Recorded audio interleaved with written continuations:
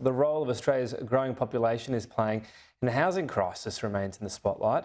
It grew by more than 500,000 people over the year to June, driven predominantly by migration. Last week, the government passed its Housing Australia Future Fund. That builds 30,000 affordable homes, but that's over 5 years. Alongside that is the National Housing Accord. That aims to build 1.2 million new homes from July 2024. Given Australia's already playing catch-up on housing supply, one leading economist has suggested the annual intake of immigration would have to be cut in half to avoid overwhelming the market. Shane Oliver, the Chief Economist at AMP, joins me now. Shane, thanks for your time. It's a fairly drastic solution. Would you argue it's a fairly drastic problem and one looming to get worse? I certainly would. The housing shortfall in Australia is a major problem. It's leading to all sorts of inequities, obviously an intergenerational issue. Baby boomers, Gen X have benefited from the surge in home prices, but very difficult if you're a millennial or a generation coming behind that. But I think it also is squashing the Australian dream, the dream of having, that quarter-acre block in a nice suburb. We're going to have increasingly congested suburbs, traffic jams, far from the quarter-acre block, people jammed in, even if you say 2 or 3 story buildings. Still far more congested than previous generations have become used to. And I think that the key point here is that we have been having very high levels of immigration, particularly since middle of last decade, middle of the 2000s. We had a bit of a pause in the pandemic, and I think that gave us an opportunity to reset here. But coming out of that, we've seen immigration levels surge to very rapid growth, such that we're seeing population growth on my calculations now for the last financial year only surpassed back in the 1950s. And I think that is making a already very difficult situation even worse.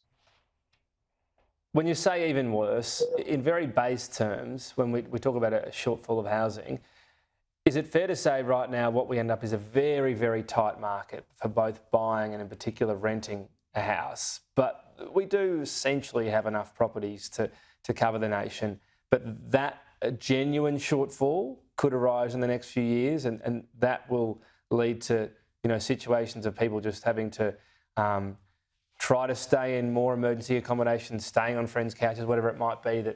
That could be if we think we're in a crisis now, that would be a proper crisis. That's right. It would get a lot worse. We already have record low vacancy rates in rental housing in many cities around Australia. Obviously, we've seen a renewed surge in property prices despite high interest rates as the demand numbers have picked up yet again. On my estimates, we've got a shortfall of between somewhere by June next year, we'll have a shortfall of somewhere between 165,000 and 285,000 dwellings, depending on what happens to household size, which we know fell through the pandemic. But each year, if we've got capacity to build, say, 200,000 homes a year, I know the governments are aiming for more than that, but the last little while we've managed to get up around 200,000. In fact, that was the 5-year average up until 2022. So if that is our capacity, 200,000, my estimate is that underlying demand is now running at about 220,000 people with these very high migration levels, which means that every year we're building 20,000 less homes than we actually need. And that adds on to the already shortage of housing. So as time goes by, the situation will worsen. It's great to see governments focus on boosting supply, all sorts of question marks around that. But as long as we maintain these very high migration levels, we'll be chasing our tail to some degree and won't really solve the problem. Is there an element of waving the white flag, though, on doing this approach? It's hard to restrict visas. You've got to pick which visa types are reduced, and you might hurt the economy. Rather than surely it's within our capability to build more homes, to attract the skills needed. I mean, tradies are paid pretty well these days, from what I can tell, when you get work done. And then technology as well, whether it be AI or just plain robots. Some of the technology you see out there for, more basic builds, but maybe it is some build to rent in various places. Can't we turbocharge building finally? Look, I think, we can do that. And of course, that's what the federal government and the states are increasingly seeking to do. And Victoria seems to have gone over the top on that front with its announcement yesterday, which is quite impressive in terms of trying to build 80,000 homes per annum over 10 years. That's the sort of thing you need. But there is a question mark as to whether you can even get to those levels. If you take the period up until through the second half of last decade, we managed to build more homes than normal because we had more units in the mix. So yes, you have cheaper, smaller accommodation, you can build more.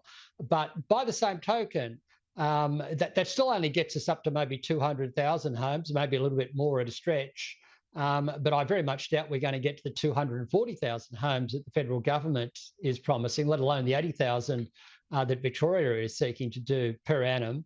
The other aspect is that this does require ever more drastic approaches. For example, Victorian government taking over the state planning authorities to release more land, but also to let faster developments go through. Yes, we want to speed up the development process, but you don't want to do that such that communities are having very much higher density living imposed on them, which has the effect of reducing the quality of life in Australia. Now, of course, a longer term solution to all of this could be to decentralise away from Australian cities. And I think arguably that is the way we should be going. But that will only occur over time and once the infrastructure is in place. So we can't rely on that in the short term. Meanwhile, we're running immigration levels way, way above what we even saw in the run up to the pandemic. Part of that is catch up, but it's nevertheless putting a lot of pressure onto the property market at a time when the property market is already facing a severe shortfall.